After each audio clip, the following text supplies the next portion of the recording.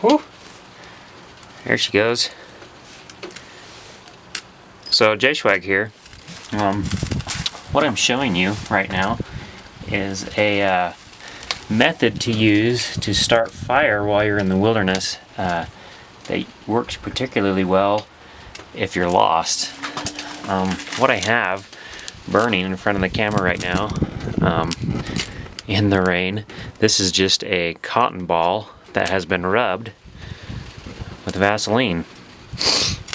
To start the fire, all I used was a metal ferrite rod with my multi-tool, using it to strike the rod and thus start the fire.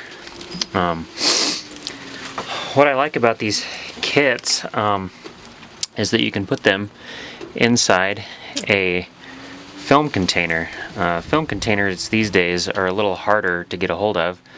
However, if you just go to your local film shop and then ask for the old film containers, they'll give them to you.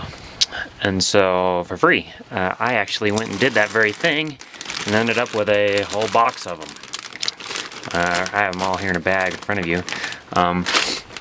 What I like about these is that all put together with the film container, the rod inside, and a bunch of cotton balls all put in the bottom that have been rubbed in the Vaseline.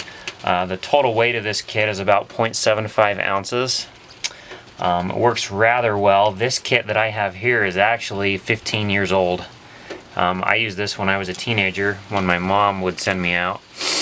Or I guess I should say when I went out hunting, she didn't want me to leave without a method to make fire.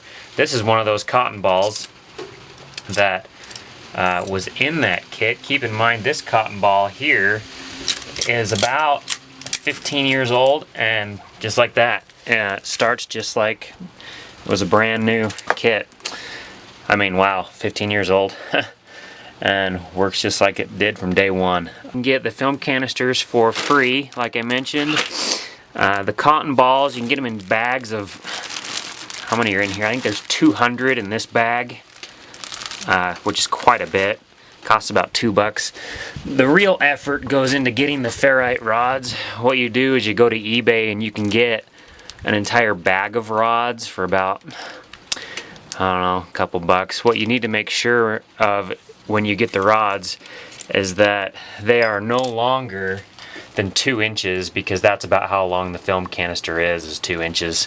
And so keep that in mind. We actually had a young man here in this area last year that went out, got lost, didn't have a way to make fire from what I understand, and he enjoyed a nice miserable night out in the wilderness until they found him the next morning. If he just would have had one of these, lo and behold, he would have been able to hopefully make fire and would have been found sooner, because obviously at night you can spot fires rather easily. I saw pictures of that incident after it was all said and done. Suffice it to say, he looked pretty beat. So anyway, yeah, emergency fire starting kits, pretty simple. You just have a film canister, and then your metal ferrite rod that goes inside, and then you have some cotton balls rubbed in petroleum jelly. Once it's all put together, you're all said and done. I wouldn't say that the film canister is necessarily waterproof. However, definitely keeps the water out pretty good. So there you have it.